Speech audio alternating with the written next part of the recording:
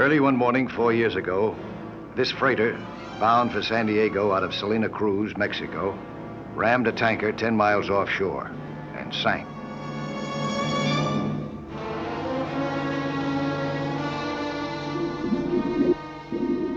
That wasn't the end of the story, just the beginning. The freighter had gone down in deep water, but during the next few years, the tides carried her inshore to shallow water and smack into a well-traveled shipping lane.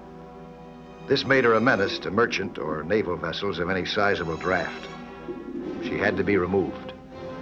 By whom? Well, clearing the inshore shipping lanes is a Coast Guard baby. And they tagged me as the babysitter. I'm Mike Nelson. I'm a Commodore in the Coast Guard Auxiliary. I learned the tricks of the underwater demolition trade during the war. I was using them all on this job. Demolishing a wreck requires multiple charges properly placed and planted with care. These explosives were so nervous, they could blow if you looked at them the wrong way. They sure would if you hit them the wrong way, or if the hull shifted suddenly. That doesn't happen too often. Just often enough to make a man wonder if there isn't an easier way to help the Coast Guard. There isn't. This is the way this job has to be done.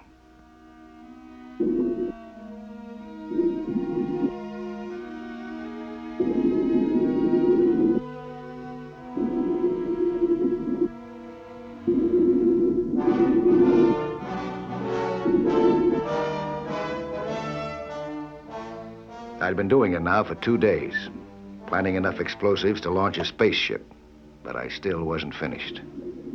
All the same, it was time to call it a day.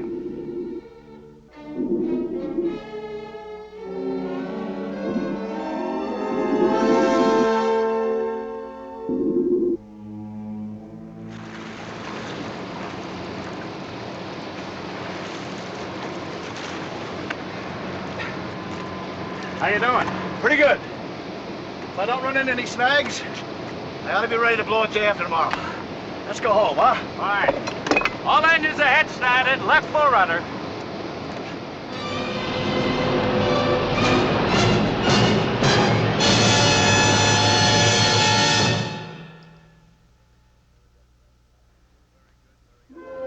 Two very good, very young friends of mine were waiting for me back at the base. Lou James and the gal he was planning to marry, Mary Carter. Mike, we have something to talk to you about. You have, huh? Right. Well, walk me back to my car. Sure. Okay. Gosh, it's great to see you guys. Great to see you. How's our gal, huh, Mary? Well, not so good. Your friend Lou here's been giving me a lot of trouble.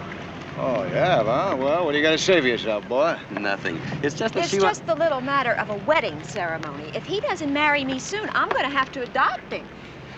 Mike, I have exactly $28.75 in the bank, and she wants to get married. Your bank account didn't propose to me, dear. You did. Don't worry, Angel.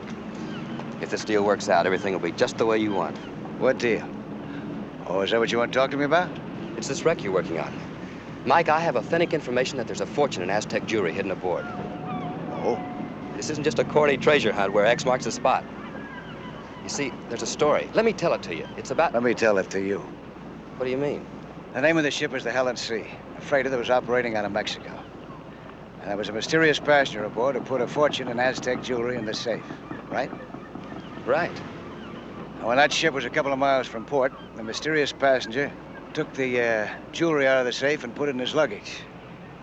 However, he never did get ashore with that luggage because there was a collision in the fog and the Helen Sea sank in a couple of minutes.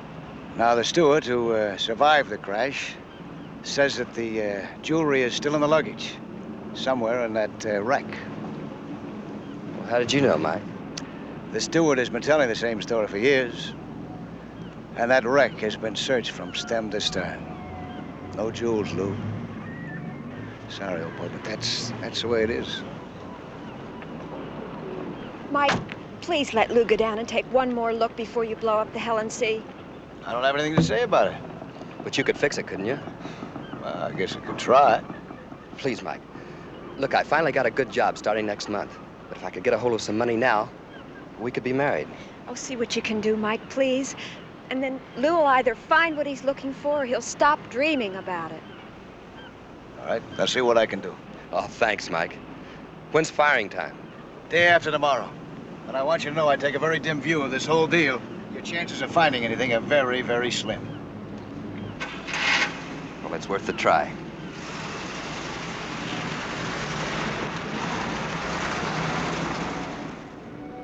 I didn't have much trouble arranging things with Commander Brady. We took Lou out on the cutter next morning, and the commander gave him permission to search to his heart's content, as long as he didn't interfere with my planting the rest of the charges.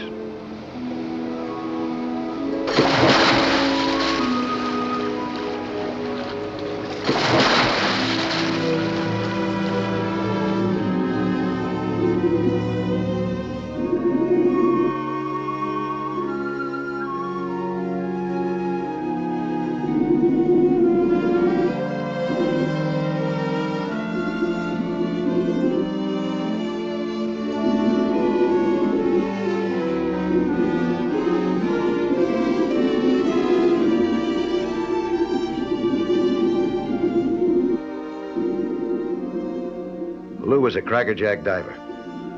Before I turned him loose, though, we set up some signals, including the standard one of rapping on our tanks, in case either of us ran into trouble.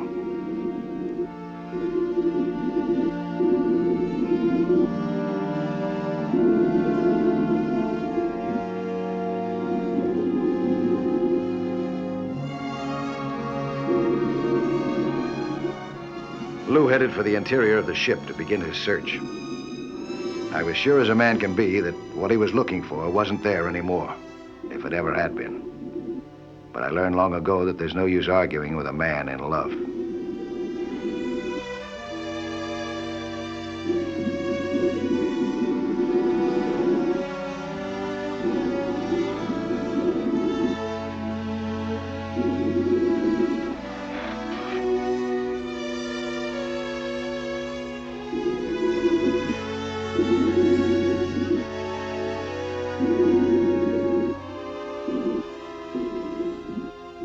Meantime, I was busy tending to my own problems. They didn't get any easier. In fact, the more explosives I planted, the greater the danger became for a slip-up, meaning a blow-up.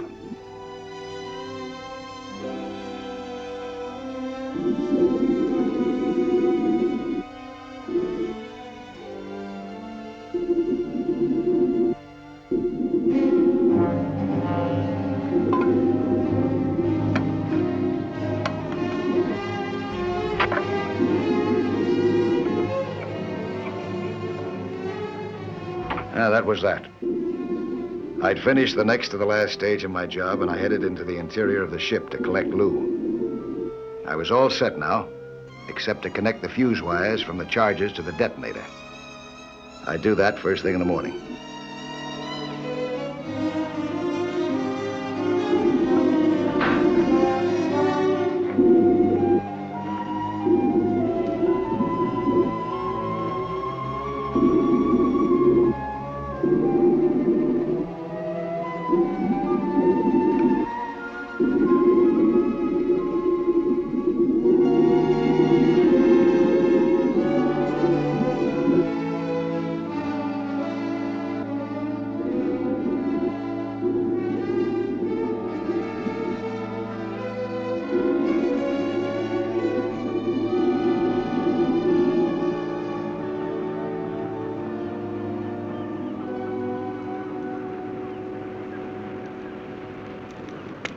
Hi, Murray.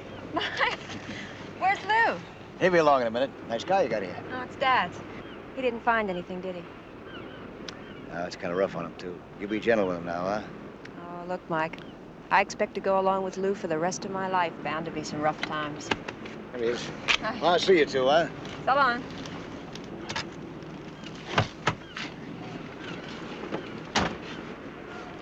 Hey, I found them. The jewels? You did? Yes. Well, why didn't you tell Mike? Well, I didn't want him to know. I want to surprise him. Why? Well, because he'll want to help me. I want to do this alone. Remember all those people he said searched that ship from stem to stern? Yeah? Well, they just didn't know how, that's all. Where are the jewels?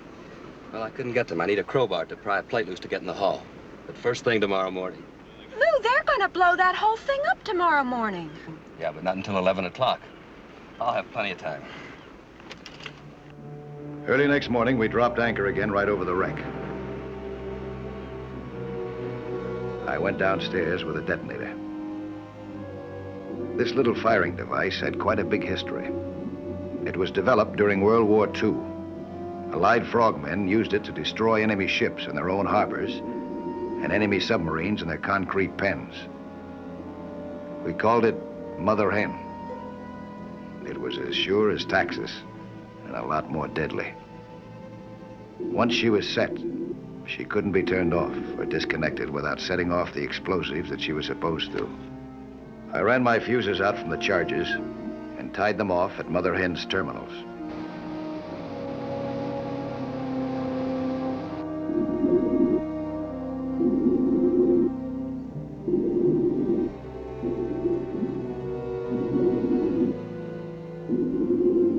All I had to do now was set the timer. I did. For 1100 hours, 11 a.m. Mother Hen started clucking. Nothing, absolutely nothing would stop her until she went boom. Exactly 59 minutes and 30 seconds from now.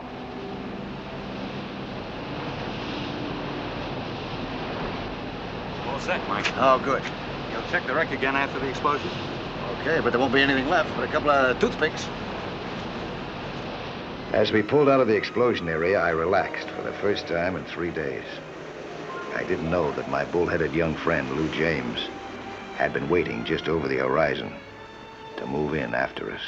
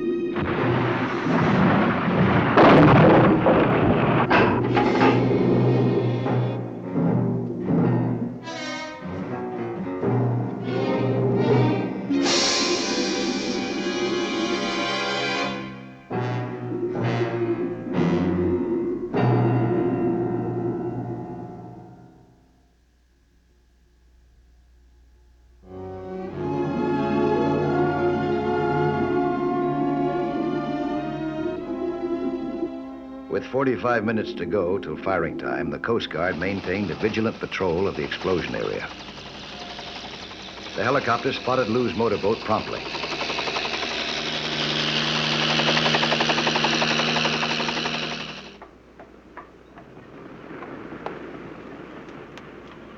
Mike! Mike! Oh, hi, Murray. Mike, I've got a secret that I really shouldn't tell anyone, but I'm dying to tell you. Give me some encouragement Okay, you're encouraged. and a promise that you'll never, ever tell anyone that I told you. Scout's honor. Mike. But- Helicopter just reported a speedboat anchored directly over the wreck. Is that your secret? That Lou was going out there again this morning? Look, Mike, Lou found what he was looking for, but don't worry, he's got plenty of time. Time for what? To kill himself? All he has to do is to trip my demolition wires. We better get him out of there right away. Mike, Commander Brady, may I go with you? Look, if Lou's in trouble, I have to be there. What are you saying? All right, I'll make an exception. Come on.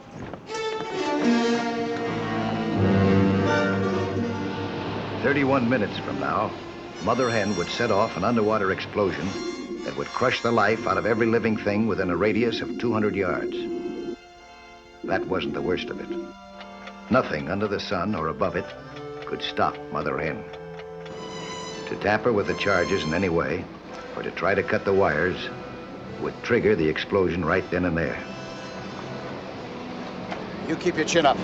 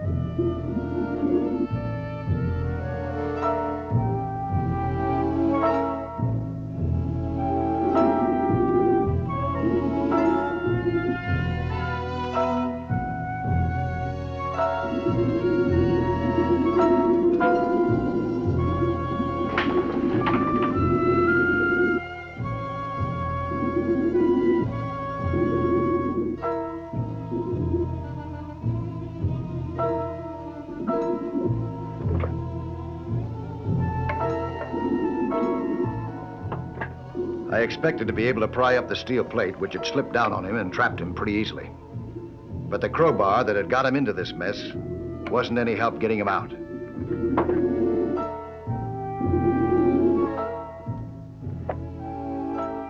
No matter how much muscle I put into it, I couldn't budge the plate with my hands.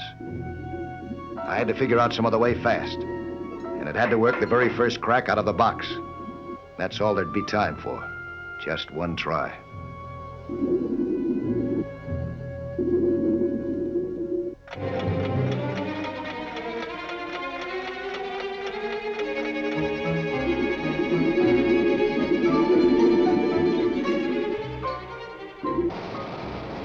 Yes, Mike. Where's Lou? Is he hurt, Mike? Give me a hydronic jack. What happened to him? Tell me. He's trapped behind a steel plate. I'll get him out with that jack. Mike! Don't worry now, Mary. I'll get him out. Here it is, Mike. You better get out of here, Bill. Tell that chopper to stand by ready to pick us up when we surface, huh? And don't stay down more than 10 minutes. That'll give you 2 minutes leeway.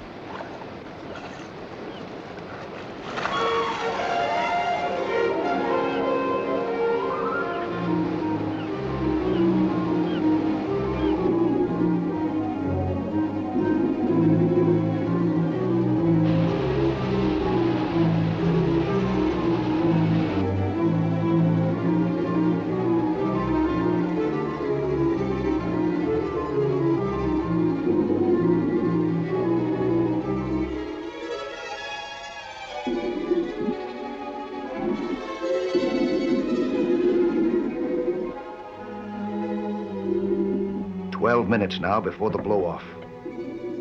I could do it. I could get Lou out, if the jack worked. It did, but it wouldn't hold. Years of submersion had covered the steel with a slick coating of slime.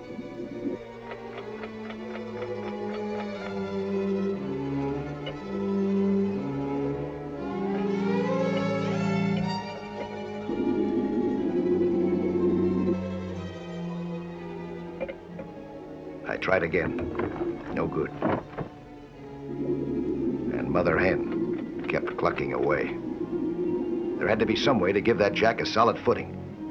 Something to give it firm footing. I was wearing it. One of my swim fins. That should give me the traction I needed.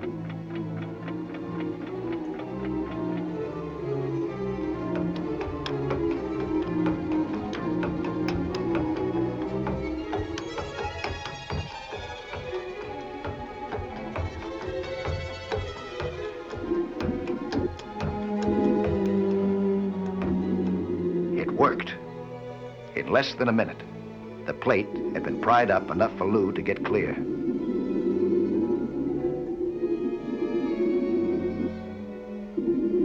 But my young friend had a one-track mind. He had come down after something, and he wasn't leaving without it.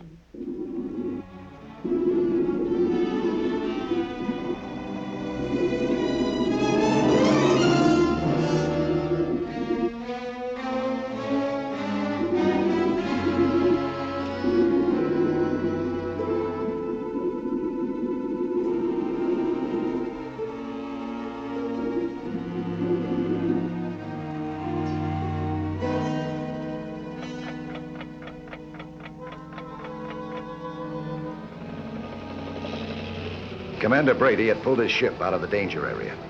He couldn't help us now. Only the Coast Guard helicopter could.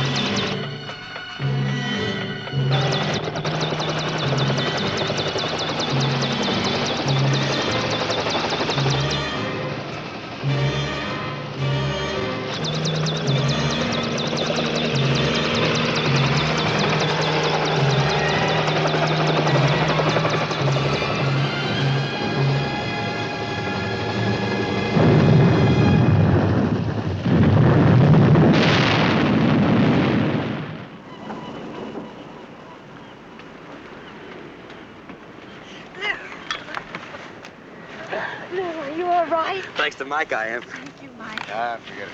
Yeah, now you can open up that sunken treasure of yours. You wouldn't do it until you got here. Oh. Here, use this. Thanks. Say, cut that a little fine, didn't you? I sure appreciate what you did. So do we.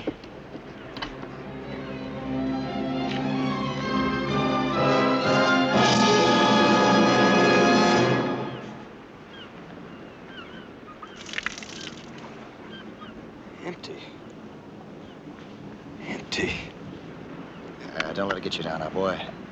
Just think what would have happened if that box had been full of jewels, huh? You'd have been a millionaire. You'd have been deprived of the pleasure of working for a living. It's not funny, Mike. We'll have to wait for months to be married now.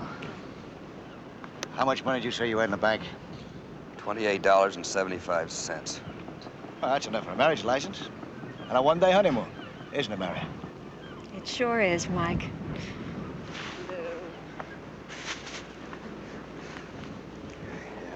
It sure is.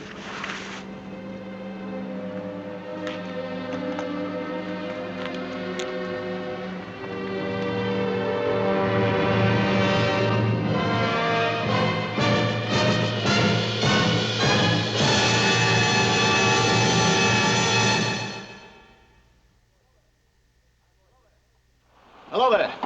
I'm Lloyd Bridges. You know, 3/5 of the world is covered by the sea. And how little most of us know about that underwater world. Go below with us again next week, huh? For another thrilling adventure in Sea Hunt.